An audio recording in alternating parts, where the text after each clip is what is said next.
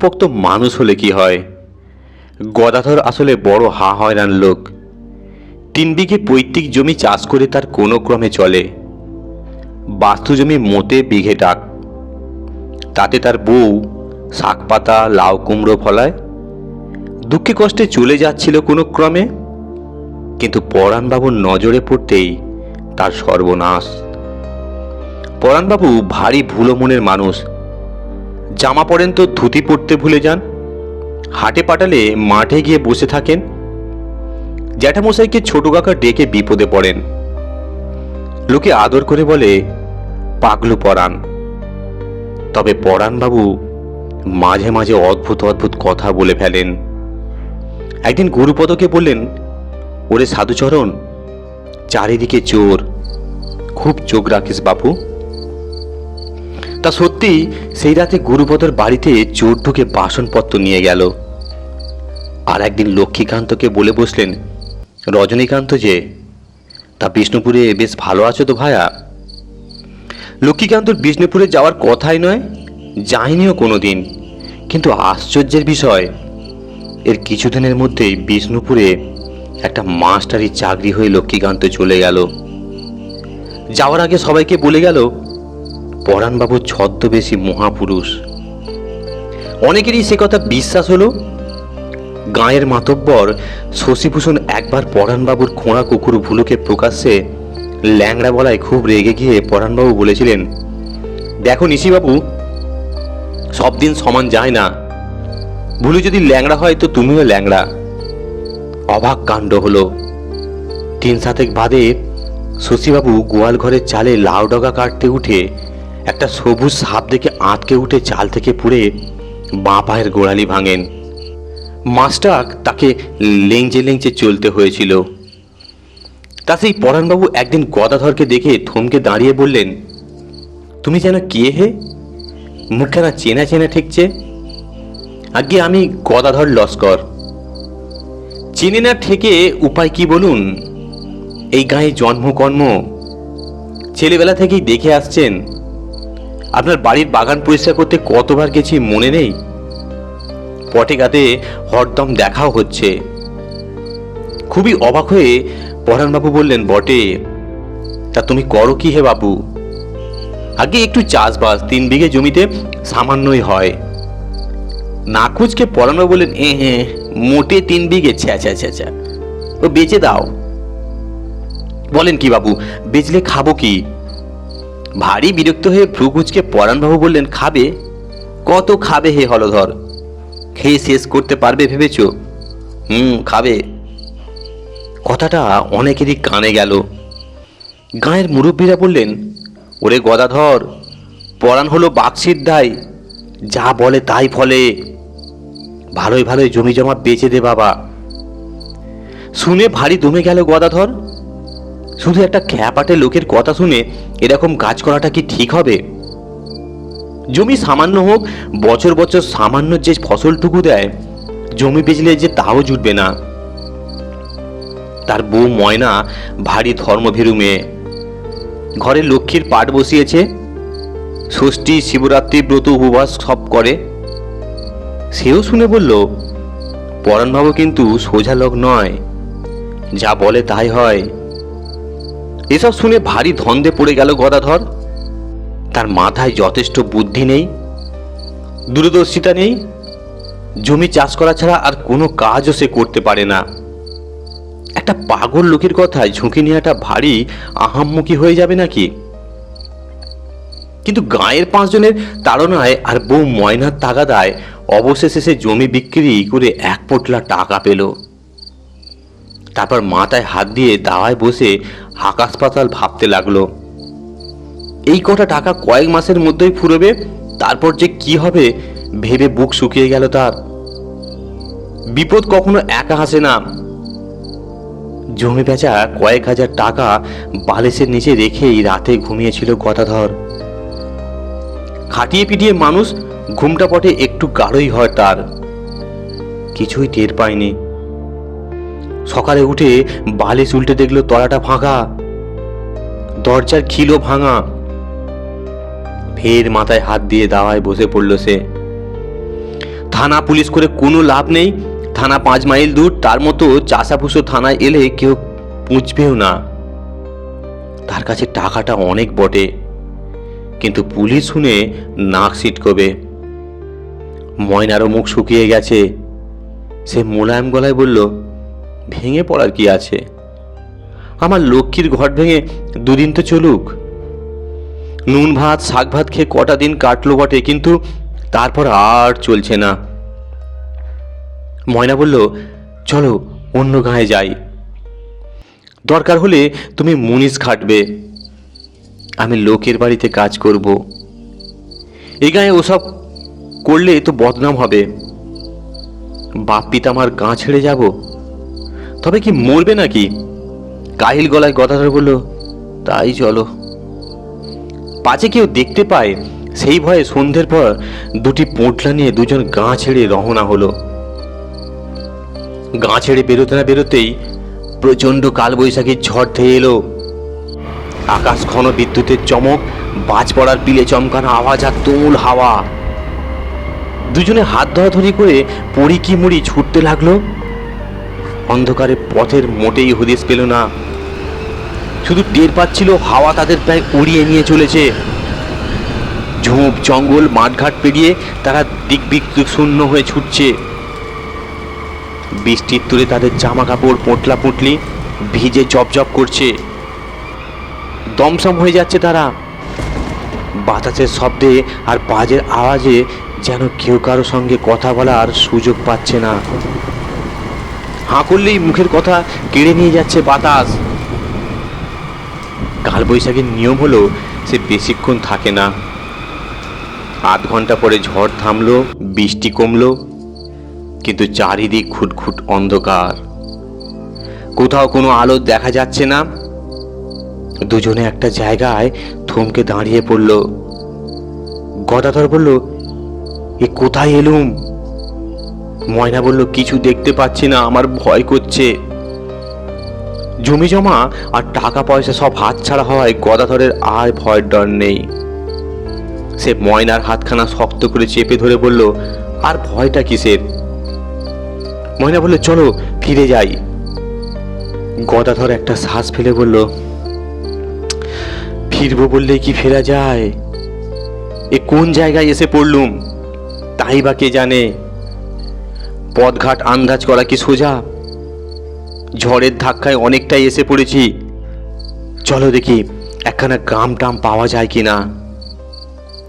অন্ধকারে ঝোপ জঙ্গল ভেঙে তারা ধীরে ধীরে এগোতে লাগলো। গ্রাম বা লোক বসতি পেলেই যে আশ্রয় মিলবে এমন ভরসা নেই। উটকো লোককে কেই বা আদর করে ঘরে জায়গা দেয়। আজকাল যা চোর ডাকাতের উপদ্রব। একটা জঙ্গল মতো জায়গা পেরোতেই সামনে একটা আলো দেখতে পেল গদাধর। বলল, ওই তো আলো দেখা যাচ্ছে, চলো দেখা যাক মাথা গোঁজার জায়গা মেলে কিনা। সামনে এগিয়ে একখানা মাঠ কোটা দেখা গেল বটে, তবে তার বেশ দৈন্য দশা। সামনের ঘরে একখানা হ্যারিকেন জ্বলছে। বন্ধ দরজায় খুটখুট শব্দ করে গদাধর ভারী বিনয়ের গলায় বলল, আমরা বড় দুঃখী মানুষ মশাই, একটু মাথা গোঁজার ঠাঁই পাওয়া যাবে? ভিতর থেকে 5 খাই গলায় কে যেন বলে উঠল, ভেতরে এসো, দরজা ভেজানো আছে। দুজনে ভারী জড়সড় ভয়ে ভয়ে ভিতরে ঢুকলো। ঘরের কোণে রাখা হ্যারিকেনের আলোয় দেখা গেল সামনে একটা তক্তপোষ, তাতে গোটানো বিছানা, কয়েকটা বাক্স প্যাঁটরা, কিছু হাঁড়ি খুঁড়ি, কিন্তু ঘরে কেউ নেই। গদাধর গলা খ্যাঁকারি দিয়ে দিয়ে ভারী নরম সুরে বলল, আগে অপরাধ নেবেন না, উৎপাত করতে এসেছি বলতে পারেন, তবে বিপদে পড়েই আসা, আমার বড় দুর্দশায় পড়েছি আমরা। কে যেন ভরাট গলায় বলে উঠল, দুর্দশার তো কিছু দেখছি না হে। কে বলল দুর্দশায় পড়েছ? একটু হাওয়া ছেড়েছিল আর দুপোঁটা বৃষ্টি পড়েছে, এই তো। তা চাষিবাসীকে তো ঝড়ে জলে কতই কাজ করতে হয়। তা বটে বলে গদাধর হাত কচলাতে কচলাতে বলল, যদি দয়া করে একটু আশ্রয় দেন তো দাওয়াতে বসে রাতটা কাটিয়ে দেবক্ষণ। দাওয়ায়? দাওয়াই কেন হে? দিব্যি ঘরদোর রয়েছে, দাওয়াই থাকবে কোন দুঃখে?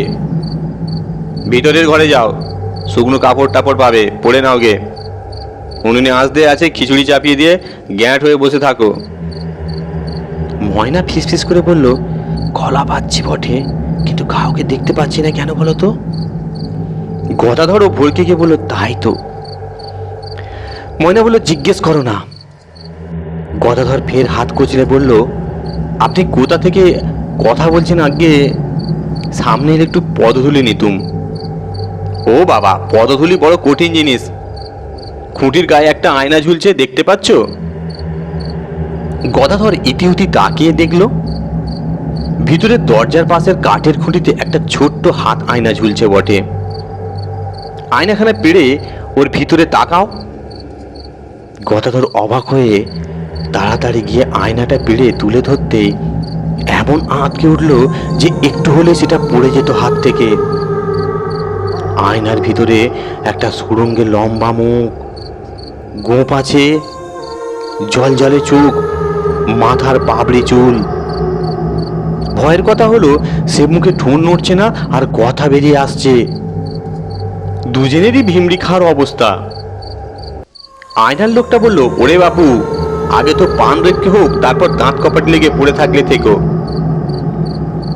ময়নার গদাধর কিছুক্ষণ বাক্যহারা হয়ে ঘেঁষাঘেঁষি করে দাঁড়িয়ে রইল। এরপর ময়নাই প্রথম কথা কয়ে উঠল, আমরা বড্ড ভয় পাচ্ছি যে।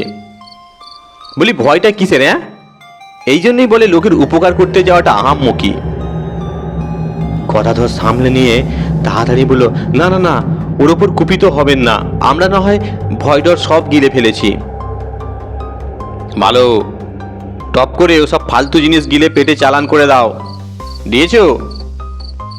ময়নার গদাধর ঘন ঘন ঢোক গিলে যেন একটু সামনে নিল। গদাধর বলল, না, এখন আর তেমন বুক ঢিপঢিপ করছে না। তোমার করছে ময়না? না, মাথাটা একটু ঝিমঝিম করছে, এই যা।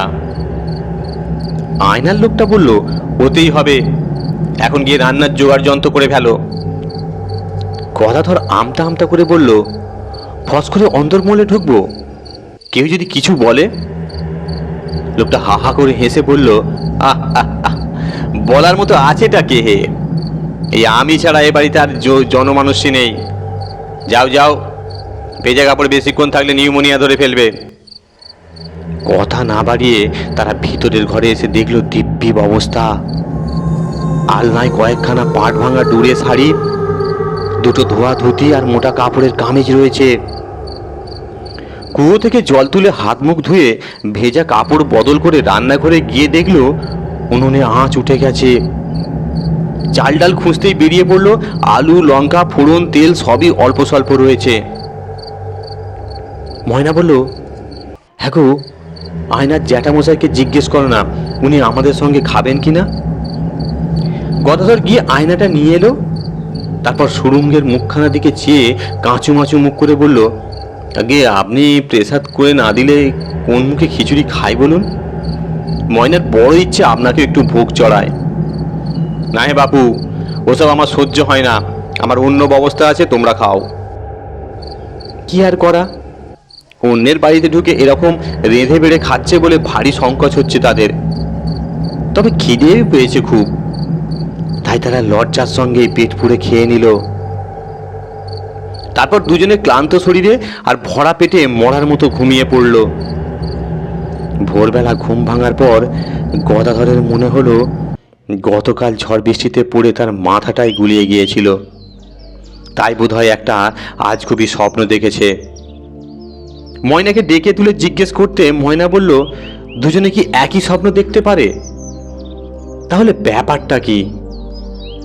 তার আমি কি জানি, বাইরে কে যেন কে আছে হে, কে আছো বলে চেঁচাচ্ছিল। গদাধর তাড়াতাড়ি উঠে সদর দরজা খুলে দেখল নাদুস নুদুস একটা লোক দাঁড়িয়ে আছে।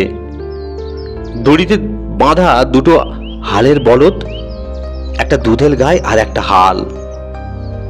লোকটা গম্ভীর হয়ে বলল, এই নাও ভাই, ষষ্ঠীপদর গচ্ছিত হাল, গরু সব বুঝিয়ে দিয়ে যাচ্ছি।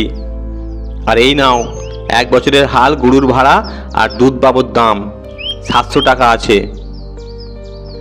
গদাধর জিভ কেটে পিছিয়ে গিয়ে বলে, এই না না না, চিচি, এসব আমার পাওনা নয়, আমাকে কেন দিচ্ছেন? লোকটা দীর্ঘশ্বাস ফেলে বলল, না দিলে কি আর রেহাই আছে হে? ষষ্ঠীপদ ঘাড় মটকাবে। বুঝে নাও ভাই, কাল রাতেই ষষ্ঠীপদ হুকুম দিয়ে গেছে। আগে ষষ্ঠীপদ কে বটেন? কেন, পরিচয় হয়নি নাকি? বলি, সে এখন আমরা আইনের মধ্যে ঢুকেছে বলে তো আর গায়েব হয়ে যায়নি। তার দাপটে এখনো সবাই থরহরি কাঁপে। ওই পূবে খালধারের জমিটা তোমার, 10 বিঘে আছে। কিছুই বুঝতে পারল না গদাধর। লোকটা চলে যাওয়ার পর গরু আর বলদদের নিয়ে গোয়ালে বেঁধে টাকাগুলো ট্যাঁকে গুঁজে সেই গিয়ে আয়নায় পেড়ে আনলো। কিন্তু দিন মানে আয়নায় আর সেই সুড়ঙ্গে মুখখানা দেখা গেল না।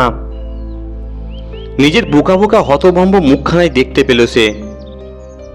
এরপর আর একজন রোগাপানা লোক এসে হাজির, সঙ্গে মুঠের মাথায় 2টো ভরা বস্তা।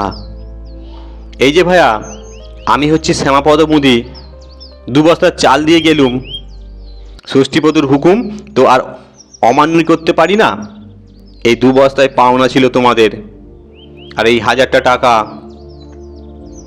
গদাধর কথা কইতে পারছে না, কেবল ঢোক গিলছে, জিভ টাগড়া সব শুকনো।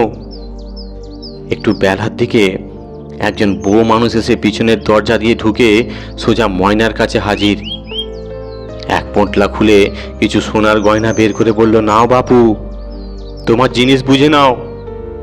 মোট 8 গাছা সোনার চুড়ি, বাঁধানো নোয়া, বিচে হার, 1 জোড়া বালা আর ঝুমকো দুল। ময়না অবাক হয়ে বলল, এইসব আমার হবে কেন? তা জানি না, ষষ্ঠীপদ গচ্ছিতে রেখেছিল, এখন হুকুম হয়েছে তাই দিয়ে যাচ্ছি। কিন্তু আমি তো ষষ্ঠীপদ বাবুকে চিনি না। চিনবে বাপু, এই গায়ে থাকলে তাকে না চিনে উপায় আছে? তা তোমাদের কপাল ভালো যে তার নেক নজরে পড়েছ, তার ভয়ে আমরা কাঁটা হয়ে থাকি কিনা। সারাদিনে আরও অনেক এসে অনেক জিনিস দিয়ে গেল। কেউ দা আর কুড়ুল, কেউ শীতল পাটি, কেউ কুয়োর বালতি আর কাঁটা, কেউ কাঠের টুল, কেউ বাসন কোসন বা কড়াইয়ের হাতা, এমনকি 1 গাছা কাঁটা অবধি। সবই নাকি ষষ্ঠীপদর গচ্ছিত রাখা জিনিস। গদাধর আর ময়নার দিশে হারা অবস্থা। গরিব হলেও তারা লোভী লোক নয়। এসব জিনিস তাদের ঘরে ছিল না, তার উপর ষষ্ঠীপদর রহস্যটাও তাদের মাথায় সেঁধোচ্ছে না। খুব ভাবনা চিন্তার মধ্যেই দিনটা কাটলো তাদের। সন্ধে হতেই হঠাৎ সেই বাঁচখাই গলা, সব জিনিস ফেরত দিয়ে গেছে তো। গদাধর তাড়াতাড়ি আয়নাটা পেড়ে দেখলো সেই সুড়ঙ্গে মুখ। কাঁপা গলায় বলল, এসব কি হচ্ছে বলুন তো মশাই, আমরা যে কিছুই বুঝতে পারছি না। লোকটা ধমক দিয়ে বলল, বেশি বুঝবার দরকার কি তোমার? কাল থেকে তেঁতুলতলার জমিতে হাল দিতে শুরু করো। আমরা কি তবে এখানেই থাকবো? তবে যাবে কোন চুলোয়? ময়না পিছন থেকে ফিসফিস করে বলল, ওগো, রাজি হয়ে যাও। গদাধর গদগদ হয়ে বললেন, যে আজ্ঞে। ধন্যবাদ। গল্পটি শোনার জন্য আপনাদেরকে অসংখ্য ধন্যবাদ। আপনারা সুস্থ থাকুন, ভালো থাকুন।